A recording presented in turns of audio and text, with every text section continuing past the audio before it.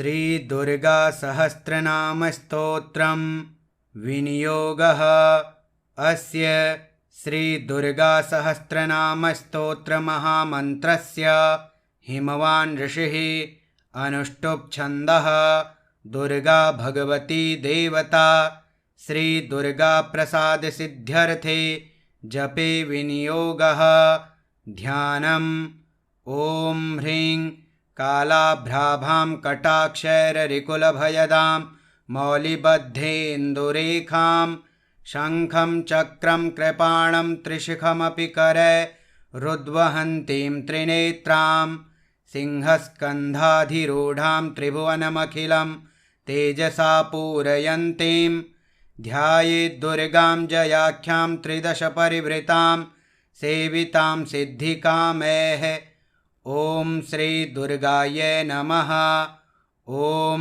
शिवाथोमारमाशक्तिरनन्ता निष्कलामला शान्ता माहेश्वरी नित्या शाश्वता परमाशमा अचिन्त्या केवलानन्ता शिवात्मा परमात्मिका अनादिरव्यया शुद्धा सर्वज्ञा सर्वगाचला एकानेकविभागस्था मायातीता सुनिर्मला महामाहेश्वरी सत्या महादेवी निरञ्जना काष्ठा सर्वान्तरस्थापि चिच्छक्तिश्चात्रिलालिता सर्वा सर्वात्मिका विश्वा ज्योतिरूपाक्षरामृता शान्ता प्रतिष्ठा सर्वेशा निवृत्तिर्मृतप्रदा व्योममूर्तिर्व्योमसंस्था व्योमधाराच्युतातुला अनादिनिधनामोघा कारणात्मकलाकुला ऋतुप्रथमजानाभिर्मृतात्मसमाश्रया प्राणेश्वरप्रियानम्या महामहिषघातिनी प्राणेश्वरी प्राणरूपा प्रधानपुरुषेश्वरी सर्वशक्तिकलाकामा महिषेष्टविनाशिनी सर्वकार्यनियन्त्री च सर्वभूतेश्वरेश्वरी अंगदादिधरा चैव तथा मुकुटधारिणी सनातनी महानन्दा काशयोनिस्तथोच्यते चित्प्रकाशस्वरूपा च महायोगेश्वरेश्वरी महामाया सदुष्पारा मूलप्रकृतिरीशिका संसारयोनिः सकला सर्वशक्तिसमुद्भवा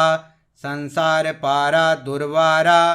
दुर्निरीक्षा दुरासदा प्राणशक्तिश्च सेव्या च योगिनी परमा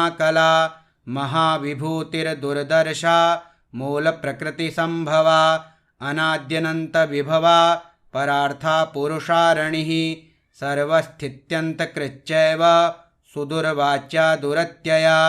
शब्दगम्या शब्दमाया शब्दाख्यानन्दविग्रहा प्रधानपुरुषातीता प्रधानपुरुषात्मिका पुराणी चिन्मया पुंसा मिष्टदा पुष्टिरूपिणी पोतान्तरस्था कूटस्था महापुरुषसज्ञिता जन्ममृत्युजरातीता सर्वशक्तिस्वरूपिणी वाञ्छाप्रदा नवच्छिन्ना प्रधानानुप्रवेशिनी क्षेत्रज्ञा चिन्त्यशक्तिस्तु प्रोच्यते व्यक्तलक्षणा मालापवर्जितानादि मायात्रितयतत्त्विका प्रीतिश्च प्रकृतिश्चैव गुहावासा तथोच्यते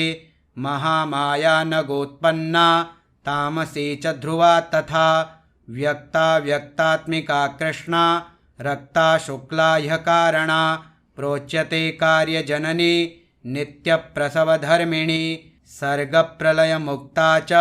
सृष्टिस्थित्यन्तधर्मिणी ब्रह्मगर्भा चतुर्विंश स्वरूपा पद्मवासिनी अच्युताह्लादिका विद्युत् ब्रह्मयोनिर्महालया महालक्ष्मी समुद्भावा भावितात्मा महेश्वरी महाविमानमध्यस्था महानिद्रा सकौतुका सर्वार्थधारिणी सूक्ष्मा ह्यविद्या परमार्थदा अनन्तरूपानन्तार्था तथा पुरुषमोहिनी अनेकानेकहस्ता च कालत्रयविवर्जिता ब्रह्मजन्माहरप्रीता मतिर्ब्रह्म शिवात्मिका ब्रह्मेश विष्णु सम्पूज्या ब्रह्माख्या ब्रह्मसज्ञिता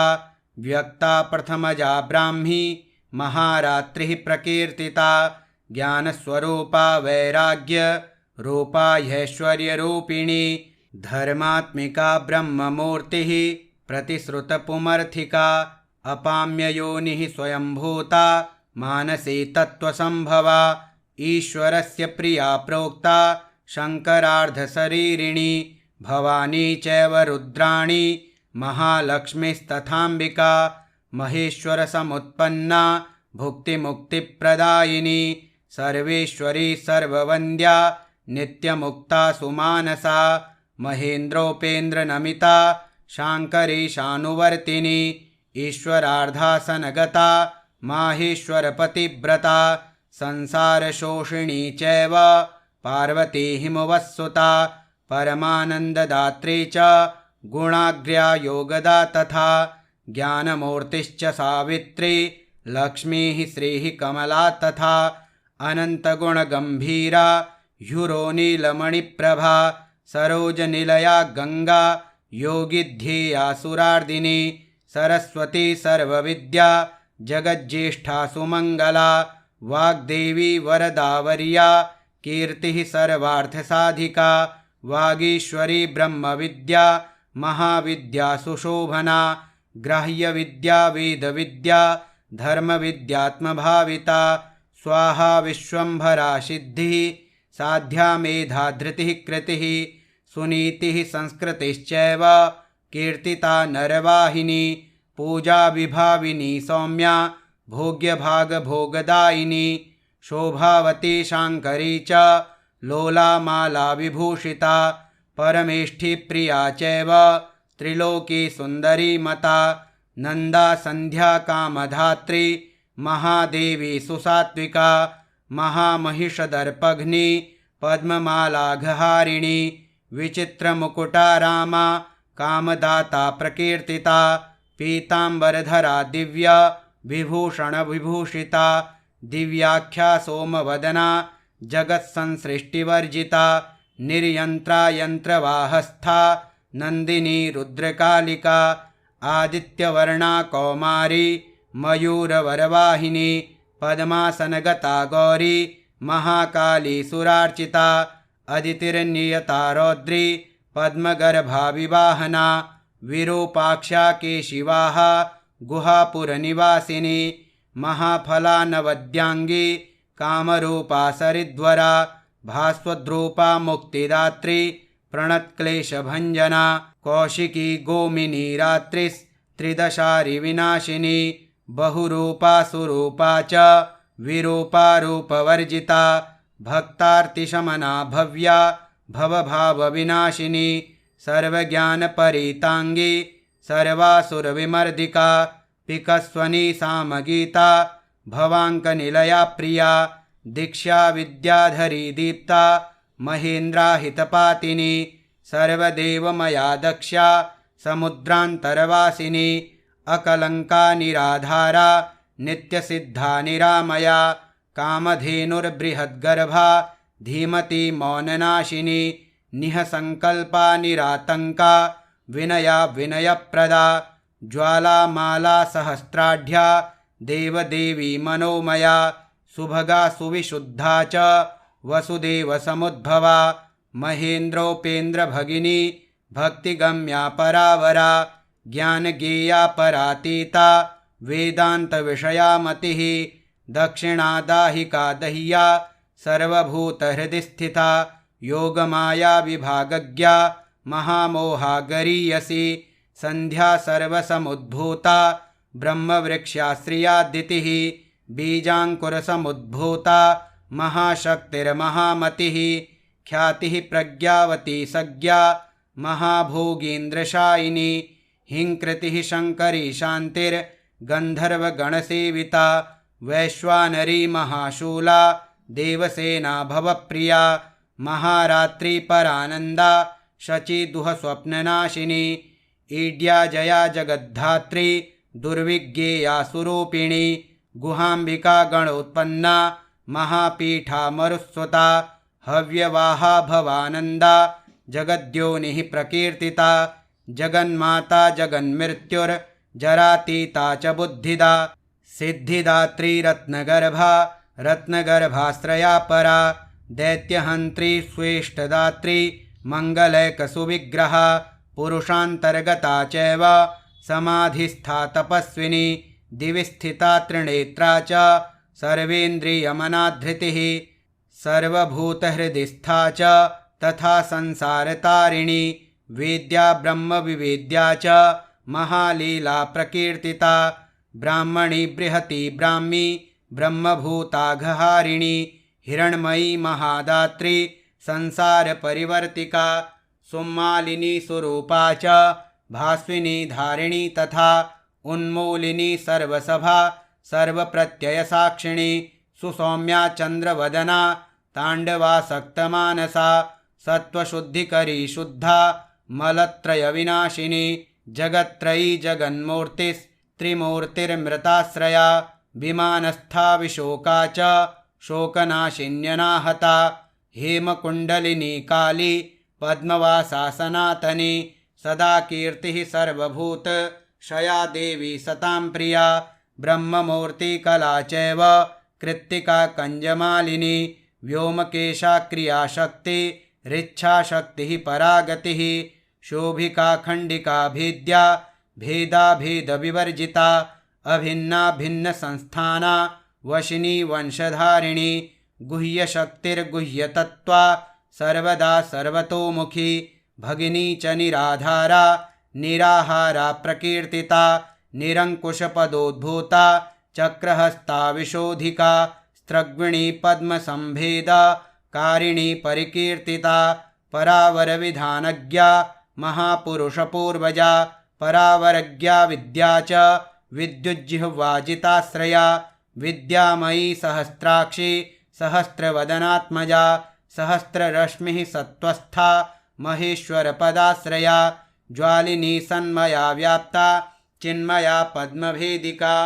महाश्रया महामन्त्रा महादेवमनोरमा व्योमलक्ष्मीः सिंहरथा चेकितानामितप्रभा विश्वेश्वरी भगवती सकलाकालहारिणी सर्ववेद्या सर्वभद्रा गुह्यादूढा गुहारणी प्रलया योगधात्री च गंगा विश्वेश्वरी तथा कामदा कनका कान्ता कंजगर्भप्रभा तथा पुण्यदा कालकेशा च भोक्त्री पुष्करिणी तथा सुरेश्वरी भूतिदात्री भूतिभूषा प्रकीर्तिता पंचब्रह्मसमुत्पन्ना परमार्थार्थविग्रहा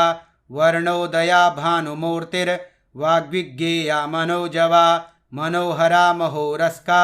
तामसी वेदरूपिणी वेदशक्तिर्वेदमाता वेदविद्या प्रकाशिनी योगेश्वरेश्वरी माया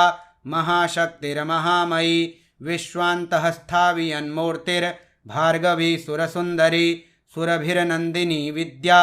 नन्दगोपतनुद्भवा भारती परमानन्दा परावरविभेदिका सर्वप्रहरणोपेता काम्या कामेश्वरेश्वरी अनन्तानन्दविभवा हृल्लेखा कनकप्रभा कूष्माण्डा धनरत्नाढ्या सुगन्धा गन्धदायिनी त्रिविक्रमपदोद्भूता चतुरास्या शिवोदया सुदुर्लभा धनाध्यक्षा धन्या पिङ्गललोचना शान्ता प्रभास्वरूपा च पङ्कजायतलोचना इन्द्राक्षी हृदयान्तःस्था शिवा माता च सत्क्रिया गिरिजा च सुगूढा च नित्यपुष्टा निरन्तरा दुर्गा कात्यायनी चण्डी चन्द्रिका कान्तविग्रहा हिरण्यवर्णा जगति जगद्यन्त्रप्रवर्तिका मन्दराद्रिनिवासा च शारदा स्वर्णमालिनी रत्नमाला रत्नगर्भा व्युष्टिर्विश्वप्रमाथिनी पद्मानन्दा पद्मनिभा नित्यपुष्टा कृतोद्भवा नारायणी दुष्टशिक्षा सूर्यमाता वृषप्रिया महेन्द्रभगिनी सत्या सत्यभासा शुकोमला वामा च पञ्चतपसां वरदात्री प्रकीर्तिता वाञ्च्यवर्णेश्वरी विद्या दुर्जया दुरतिक्रमा कालरात्रिर्महावेगा वीरभद्रप्रिया हिता भद्रकाली जगन्माता भक्तानां भद्रदायिनी कराला पिङ्गलाकारा कामभेत्री महामनाः यशस्विनी यशोदा च षडध्वपरिवर्तिका शङ्खिनी पद्मिनी संख्या सांख्ययोगप्रवर्तिका चैत्रादिर्वत्सरारूढा जगत्सम्पूरणीन्द्रजा शुम्भग्नी खेचराराध्या कम्बुग्रीवा बलीडिता खगारूढा महेश्वर्या सुपद्मनिलया तथा विरक्ता गरुडस्था च जगति हृद्गुहाश्रया शुम्बादिमथना भक्त हृद्गह्वरनिवासिनी जगत्त्रयारिणी सिद्ध संकल्पा कामदा तथा सर्वविज्ञानदात्री च अनल्पकल्मषहारिणी सकलोपनिषद्गम्या दुष्टदुष्प्रेक्ष्यसत्तमा सद्वृता लोकसंव्याप्ता तुष्टिः पुष्टिः क्रियावती विश्वामरेश्वरी चैव भुक्तिमुक्तिप्रदायिनी शिवाधृता लोहिताक्षी सर्पमाला विभूषणा निरानन्दा त्रिशूलासी धनुर्बाणादिधारिणी अशेषध्येयमूर्तिश्च देवतानां च देवता वराम्बिका गिरेः पुत्री निशुम्भविनिपातिनी सुवर्णा स्वर्णलसिता नन्तवर्णा सदा धृता शाङ्करी शान्तहृदया अहोरात्रविधायिका विश्वगोप्त्री गूढरूपा गुणपूर्णा च गार्ग्यजा गौरी शाकम्भरी सत्य सन्धा सन्ध्यात्रयी धृता सर्वपापविनिर्मुक्ता सर्वबन्धविवर्जिता सांख्ययोगसमाख्याता अप्रमेया मुनीडिता विशुद्धसुकलोद्भूता बिन्दुनादसमादृता शम्भुवामाङ्कगा चैव शशितुल्यनिभानना वनमाला विराजन्ती अनन्तशयनादृता नरनारायणोद्भूता नारसिंही प्रकीर्तिता दैत्यप्रमथिनी शङ्ख चक्रपद्मगदाधरा सङ्कर्षणसमुत्पन्ना अम्बिका सज्जनाश्रया सुब्रता सुन्दरी चैव धर्मकामार्थदायिनी मोक्षदा भक्तिनिलया पुराणपुरुषादृता महाविभूतिराध्या सरोजनिलया समा अष्टादशभुजानादिर्नीलोत्पलदलाक्षिणी सर्वशक्तिसमारूढा धर्माधर्मविवर्जिता वैराग्यज्ञाननिरता निरालोका निरीन्द्रिया विचित्रगहनाधारा शाश्वतस्थानवासिनी ज्ञानेश्वरी पीतचेला वेदवेदाङ्गपारगा मनस्विनी मन्युमाता महामन्युसमुद्भवा अमन्युरमृतास्वादा पुरन्दरपरिष्टुता अशोच्या भिन्नविषया हिरण्यरजतप्रिया हिरण्यजननी भीमा हेमाभरणभूषिता विभ्राजमाना दुर्गेया ज्योतिष्टोमफलप्रदा महानिद्रा समुत्पत्तिर्निद्रा सत्यदेवता दीर्घा ककुद्मिनी पिङ्गा जटाधारा मनोज्ञधी महाश्रयारमोत्पन्ना तमः पारे प्रतिष्ठिता त्रितत्त्वमाता त्रिविधा सुसूक्ष्मा पद्मसंश्रया शान्त्यतीतकलातीता विकारा श्वेतचेलिका चित्रमाया शिवज्ञान स्वरूपा दैत्यमाथिनी काश्यपी कालसर्पाभ वेणिका शास्त्रयोनिका त्रयीमूर्तिः क्रियामूर्तिश्चतुर्वर्गा च दर्शिनी नारायणी नरोत्पन्ना कौमुदी कान्तिधारिणी कौशिकी ललिता लीला परावरविभाविनी वरेण्याद्भुतमाहात्म्या वडवा वामलोचना सुभद्रा चेतनाराध्या शान्तिदा शान्तिवर्धिनी जयादिशक्ति जननी शक्तिचक्रप्रवर्तिका त्रिशक्तिजननी जन्या षट्सूत्रपरिवर्णिता सुधौतकर्मणाराध्या युगान्तदहनात्मिका संकर्षिणी जगद्धात्री कामयोनिः किरीटिनी ऐन्द्री त्रैलोक्यनमिता वैष्णवी परमेश्वरी प्रद्युम्नजननी बिम्ब समोष्ठी पद्मलोचना मदोत्कटा हंसगतिः प्रचण्डा चण्डविक्रमा वृषाधीशा परात्मा च विन्ध्या पर्वतवासिनी हिमवन्मेरुनिलया कैलासपुरवासिनी चाणूरहन्त्री नितिज्ञा कामरूपा त्रयी तनुः व्रतस्नाता धर्मशीला सिंहासननिवासिनी वीरभद्रादृता वीरा महाकालसमुद्भवा विद्याधरार्चिता सिद्धा साध्याराधितपादुका श्रद्धात्मिका पावनी च मोहनी अचलात्मिका महाद्भूता वारिजाक्षी सिंहवाहनगामिनी मनीषिणी सुधावाणी वीणावादनतत्परा श्वेतवाहनिषेव्या च लसन्मतिररुन्धती हिरण्याक्षी तथा चैव महानन्दप्रदायिनी वसुप्रभासुमाल्याप्त कन्धरा पङ्कजानना परावरावरारोहा सहस्रनयनार्चिता श्रीरूपा श्रीमती श्रेष्ठा शिवनाम्नी शिवप्रिया श्रीप्रदाश्रितकल्याणा श्रीधरार्धशरीरिणी श्रीकलानन्तदृष्टिश्च ह्यक्षुद्रारातिसूदनी रक्तबीजनिहन्त्री च दैत्यसङ्गविमर्दिनी सिंहारूढा सिंहिकास्या दैत्यशोणितपायिनी सुकीर्तिसहिताच्छिन्ना संशयारसवेदिनी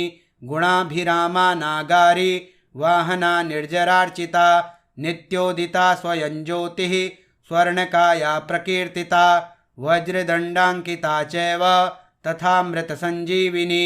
वज्रच्छन्ना देवदेवी वरवज्रस्वविग्रहा माङ्गल्या मङ्गलात्मा च मालिनी माल्यधारिणी गन्धर्वी तरुणी चान्द्री खड्गायुधधरा तथा सौदामिनी प्रजानन्दा तथा प्रोक्ता भृगुद्भवा एकानङ्गा च शास्त्रार्थ कुशला धर्मचारिणी धर्मसर्वस्वस्वाहा च धर्माधर्मविनिश्चया धर्मशक्तिर्धर्ममया धार्मिकानां शिवप्रदा विधर्मा विश्वधर्मज्ञा धर्मार्थान्तरविग्रहा धर्मवर्ष्मा धर्मपूर्वा धर्मपारङ्गतान्तरा धर्मोपदेष्ट्री धर्मात्मा धर्मगम्या धराधरा कपालिनी शाकलिनी कलाकलितविग्रहा सर्वशक्ति विमुक्ता च कर्णिकारधराक्षरा कंसप्राणहरा चैव युगधर्मधरा तथा युगप्रवर्तिका प्रोक्ता त्रिसन्ध्याधीयविग्रहा स्वर्गापवर्गदात्री च तथा प्रत्यक्षदेवता आदित्यादिव्यगन्धा च दिवाकरनिभप्रभा पद्मासनगता प्रोक्ता खड्गबाणशरासना शिष्टा विशिष्टा शिष्टेष्टा शिष्टश्रेष्ठप्रपूजिता शतरूपा शतावर्ता वितता रासमोदिनी सूर्येन्द्रुनेत्रा प्रद्युम्न जननी सुष्ठुमायिनी सूर्यान्तरस्थिता चैव सत्प्रतिष्ठतविग्रहा निवृत्ता प्रोच्यते ज्ञान पारगा पर्वतात्मजा कात्यायनी चण्डिका च चण्डी हैमवती तथा दाक्षायणी सती चैव भवानी सर्वमङ्गला धूम्रलोचनहन्त्री च चण्डमुण्डविनाशिनी योगनिद्रा योगभद्रा समुद्रतनया तथा देवप्रियङ्करी शुद्धा भक्तभक्तिप्रवर्धिनी त्रिनेत्रा चन्द्रमुकुटा प्रमथार्चितपादुका अर्जुनाभीष्टदात्री च पाण्डवप्रियकारिणी कुमारलालनासक्ता हरबाहूपधानिका विघ्नेशजननी भक्त विघ्नस्तोमप्रहारिणी सुस्मितेन्दुमुखी नम्या जया प्रियसखी तथा अनादिनिधना प्रेष्ठा चित्रमाल्यानुलेपना कोटिचन्द्रप्रतीकाशा कूटजालप्रमाथिनी कृत्या प्रहारिणी चैव मारणोच्चाटनी तथा सुरासुरप्रवन्द्याङ्घ्रिर्मोहग्नि ज्ञानदायिनी षड्वैरिनिग्रहकरी वैरिविद्राविणी तथा भूतसेव्या भूतदात्री भूतपीडाविमर्दिका नारदस्तुतचारित्रा वरदेशा वरप्रदा वामदेवस्तुता चैव कामदा सोमशेखरा दिक्पालसेविता भव्या भामिनी भावदायिनी स्त्रीसौभाग्यप्रदात्री च भोगदा रोगनाशिनी व्योमगा भूमिगा चैव मुनिपूज्यपदाम्बुजा वनदुर्गा च दुर्बोधा महादुर्गा प्रकीर्तिता फलश्रुतिः इतीदं कीर्तिदं भद्र दुर्गा नाम सहस्रकं त्रिसन्ध्यं यः पठेन्नित्यं तस्य लक्ष्मीः स्थिरा भवेत् ग्रहभूतपिशाचादि पीडा नश्यत्य संशयं बालग्रहादिपीडायाः शान्तिर्भवति कीर्तनात् मारिकादिमहारोगे पठदां सौख्यदं नृणां व्यवहारे च जयदं शत्रुबाधानिवारकं दम्पत्योः कलहे प्राप्ते मिथः प्रेमाभिवर्धकम् आयुरारोग्यदं पुंसां सर्वसम्पत्प्रदायकं विद्याभिवर्धकं नित्यं पठतामर्थसाधकं शुभदं शुभकार्येषु पठतां शृणुतामपि यः पूजयति दुर्गां तां दुर्गा नाम सहस्रकैः पुष्पैः कुङ्कुमसम्मिश्रैः स तु यत्काङ्क्षते हृदि तत्सर्वं समवाप्नोति नास्ति नास्त्यत्र संशयः यन्मुखे ध्रियते नित्यं दुर्गा नाम सहस्रकं किं तस्येतरमन्त्रौघैः कार्यं धन्यतमस्य हि दुर्गा नाम सहस्रस्य पुस्तकं यद्गृहे भवेत् न तत्र ग्रहभूतादि बाधा स्यान्मङ्गलास्पदे तद्गृहं पुण्यदं क्षेत्रं देवी सान्निध्यकारकम् एतस्य स्तोत्रमुख्यस्य पाठकः श्रेष्ठमन्त्रवित् देवतायाः प्रसादेन सर्वपूज्यः सुखी भवेत् इत्येतन्नगराजेन कीर्तितं मुनिसत्तमा गुह्याद्गुह्यतरं स्तोत्रं त्वयि स्नेहात् प्रकीर्तितं भक्ताय श्रद्धधानाय केवलं कीर्त्यतामिदं हृदि धारय नित्यं त्वं देव्यनुग्रहसाधकम् इति श्रीस्कन्दपुराणे स्कन्दनारदसंवादे दुर्गासहस्रनामस्तोत्रं सम्पूर्णम्।